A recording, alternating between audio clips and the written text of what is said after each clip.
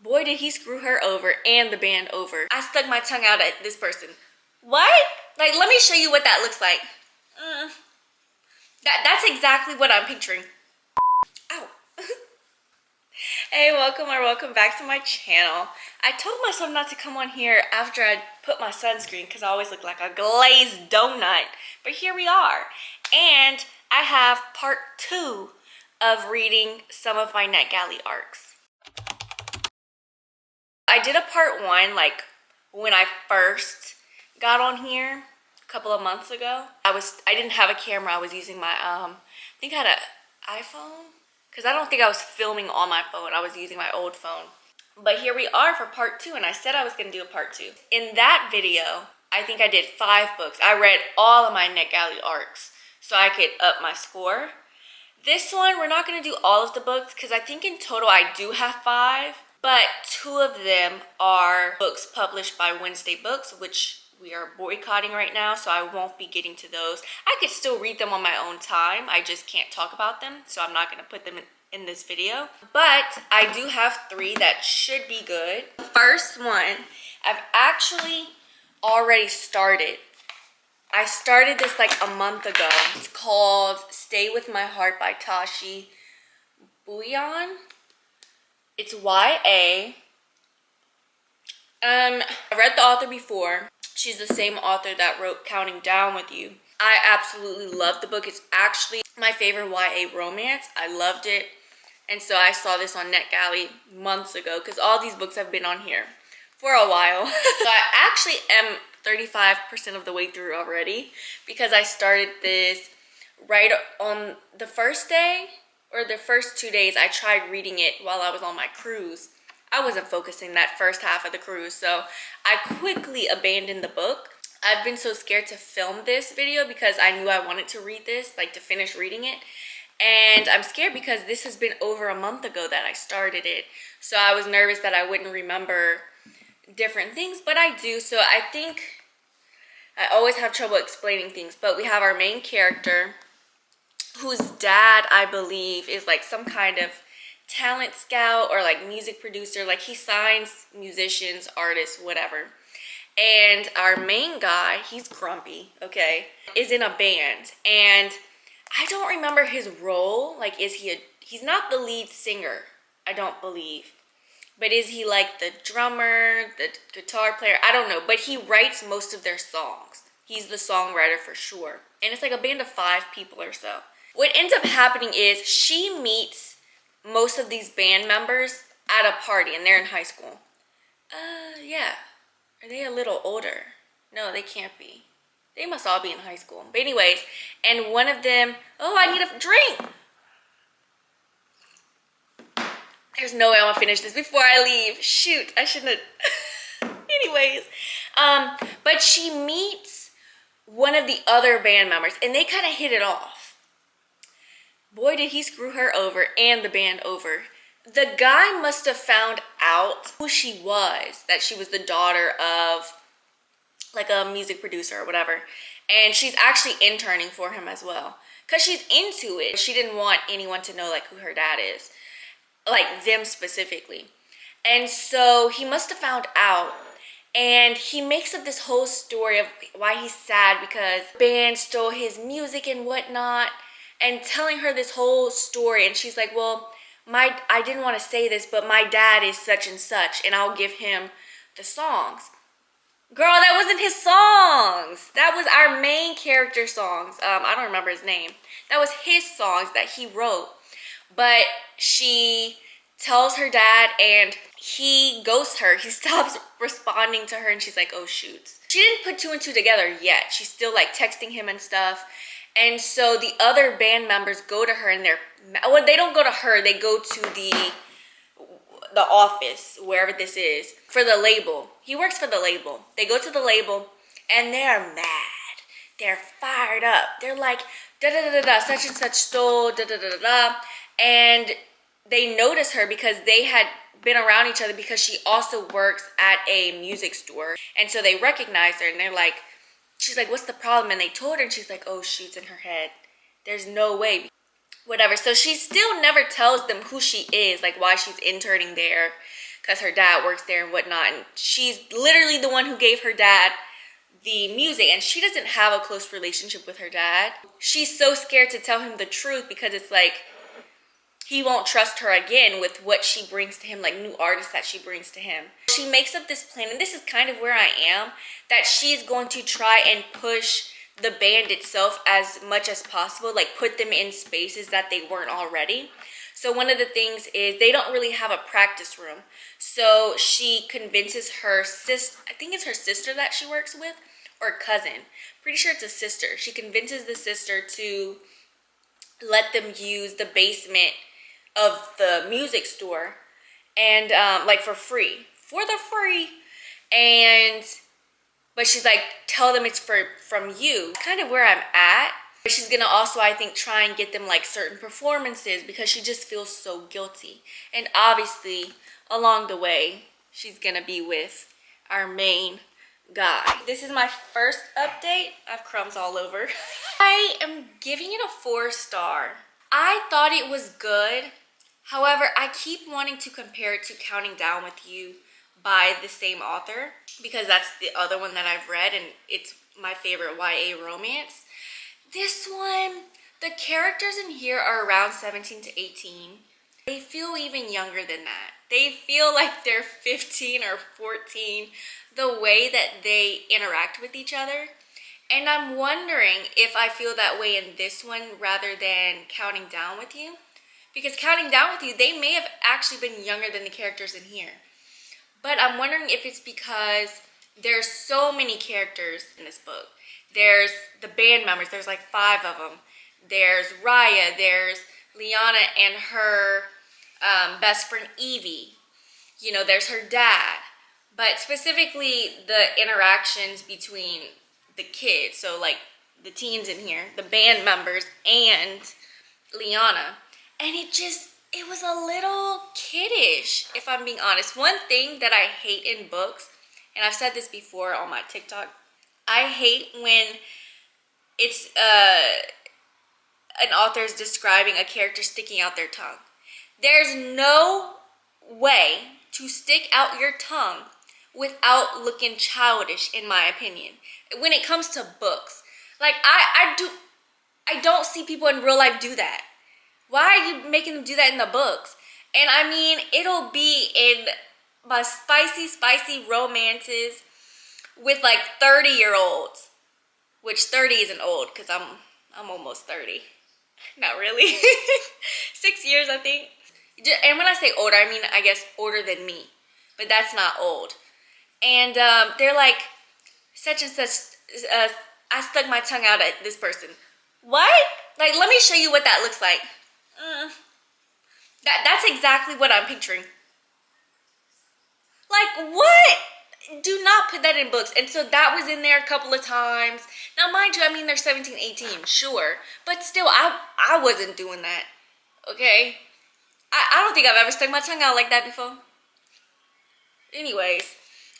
So yeah, I did feel like a couple of things in there. It was a little childish, but I think the reason why I was able to kind of ignore it and still finish the book in comparison to other books that I've DNF'd or given a 1-star because it just felt super young, I think it's because of the humor, the writing was good, and I've read her before, right? And I'm gonna try and stop taking points off of books just because the characters are coming off younger than they feel, because it's YA. But I guess when I say that, it's like when I was 17 or 18, I just don't remember being that way. So I don't know, maybe I shouldn't be thinking of myself when I'm reading books like these. Maybe I should give them the benefit of the doubt because they are kids. That's a teenager. I really was looking forward to how the conflict is fixed because, again, the conflict, we kind of get like the 30% mark where Liana is manipulated by a person and she is keeping the secret from the rest of the band. And so I was so excited to see how that played out. And I'm not gonna lie, it played out in different ways because, again, there's multiple people in the band. And I enjoyed how it played out. My heart was racing. I was stressing out, y'all. I was stressed. I think though this would have been a 5 had I have been in high school or something. Had I been closer to their age, I think I would have really loved the book even more than I did now. My 2 other options are The Homecoming War and When I Think of You. Now, The Homecoming War is YA, and When I Think of You is adult. I just want to show you guys the cover of The Homecoming War because I'm so scared to read this. This looks like middle grade or like freshmen in high school, and I think they're seniors. But that's what's kind of keeping me from reading it right now because they look so young. But I think the book is short. Okay, this is my first and only check-in for the book because I did finish it. So I went ahead and started The Homecoming War. It's a romance. They are juniors in high school. She's Meg and he's Chris. So basically what happens is they both are the class presidents, the junior class presidents of their respective schools. And they're rivals. However, I don't know why, but they combine schools. So instead of being, I think he goes to Davies and she goes to some other school. I don't remember what the name of her school is. They combine it, and now they're technically in Davies school, but they're changing they're changing everything because it's not Davies anymore. It's Huntersville, which is the combination of both rival schools.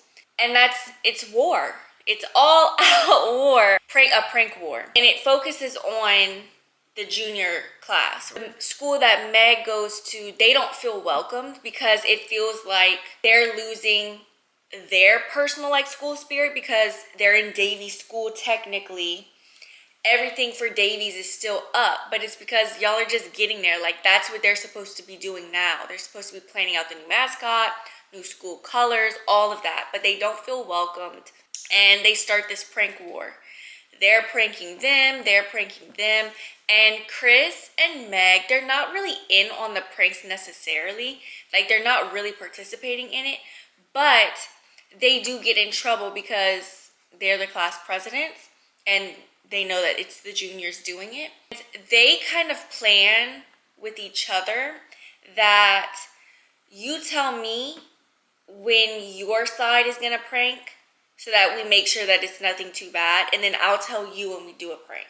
So they have this thing going on, and it's kind of, I don't know if I would say enemies to lovers. It's maybe like a rivals to lovers, I guess. It doesn't really last that long. I mean, they just dislike each other because they're both each other's equals, and they fall for each other, of course. I thought it was really good. I gave it a 4. It's not bad. I just feel like I am a little older, so it's just, it maybe just wasn't for my age demographic, which that's fair. That's very fair. It's a YA.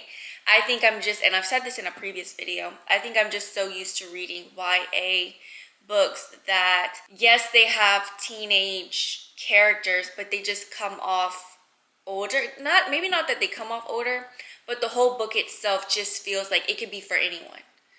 12 plus. I think if I were younger, in high school, I would have ate this book up.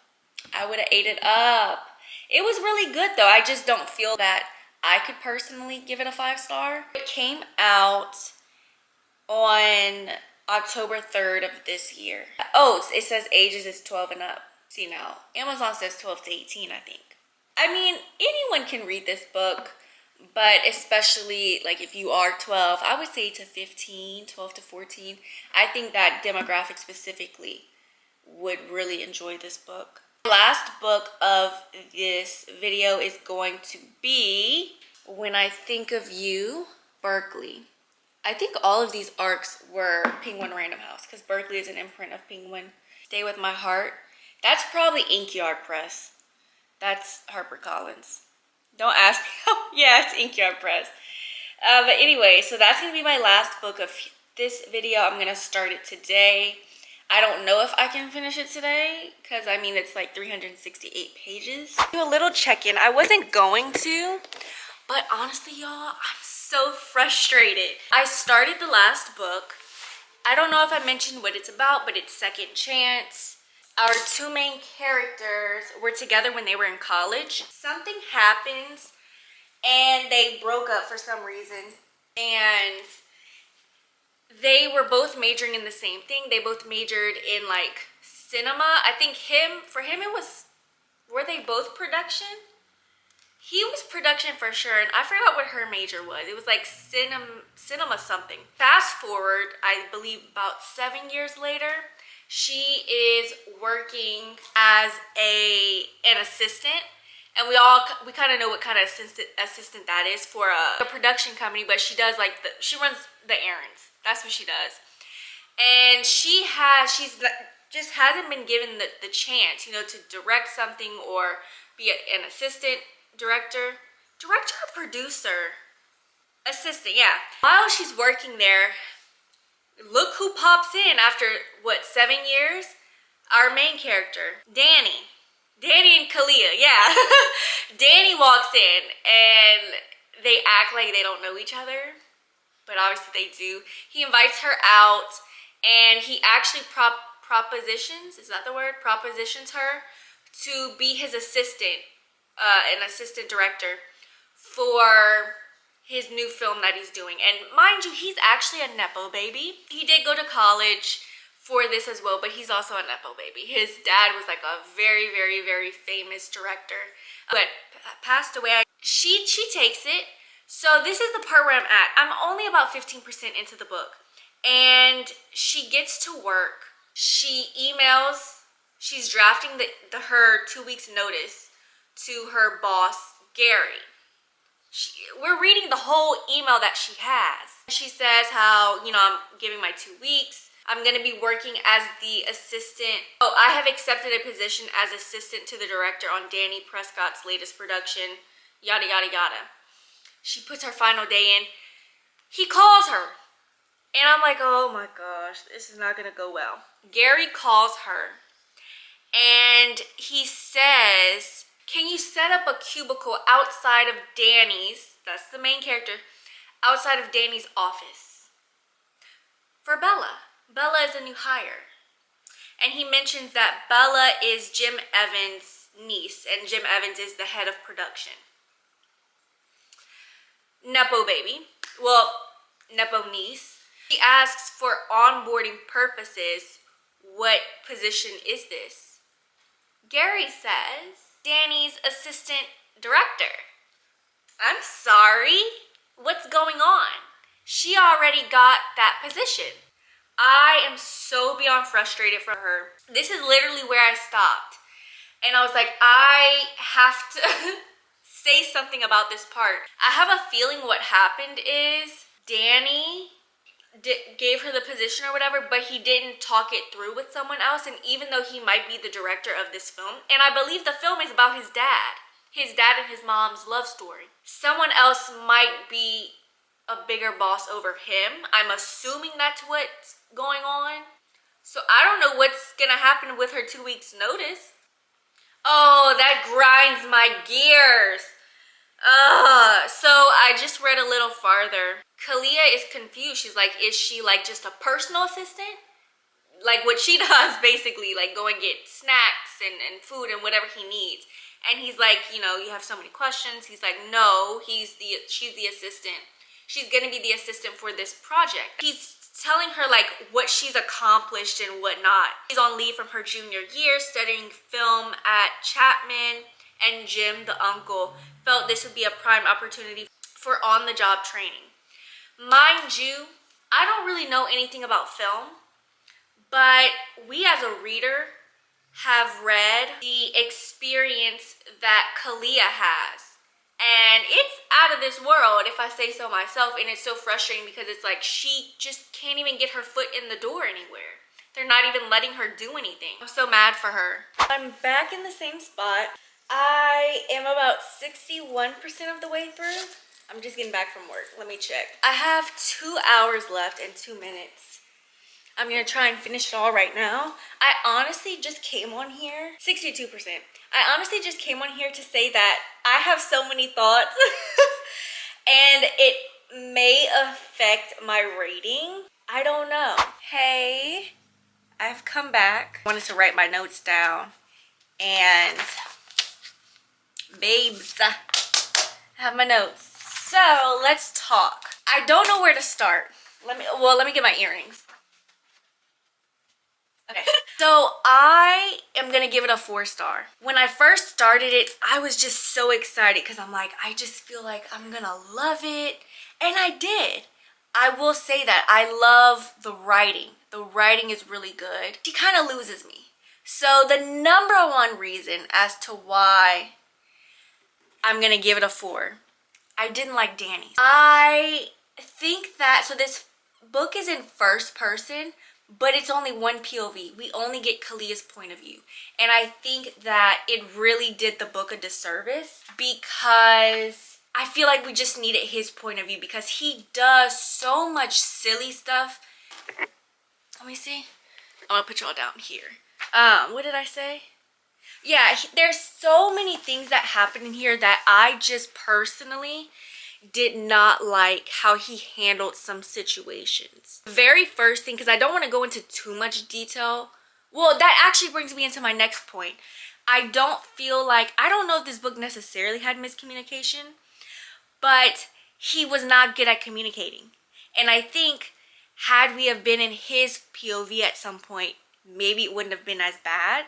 But one of the things that happens, and I think I mentioned that that's the first clip, like, of me coming on after I started the book, where I explained that he offered her the job or the role as his executive assistant or directing assistant, whatever, directly under him, his assistant for the movie. That's what I'm saying right there.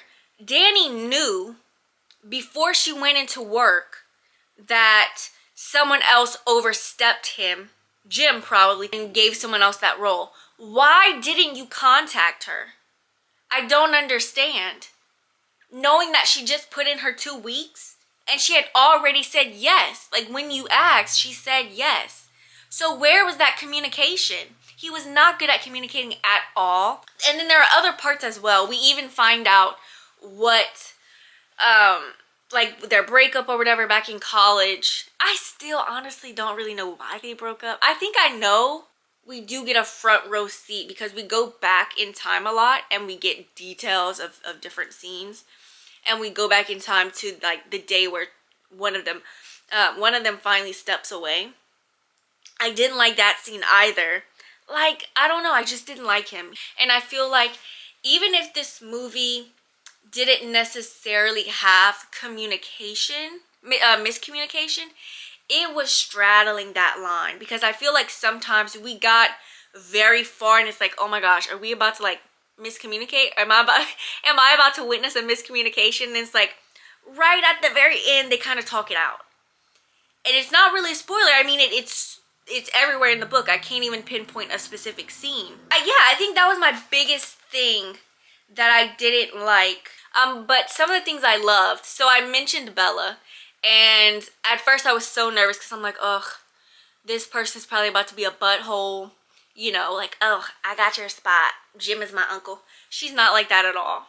It was such a breath of fresh air, because I feel like I do like the way the author went with Bella's character. I feel like it's so easy in this kind of book where we have someone who kind of steals the job from under someone because of who they are. I feel like it's so easy to kind of villainize them and make them the villain in their own way.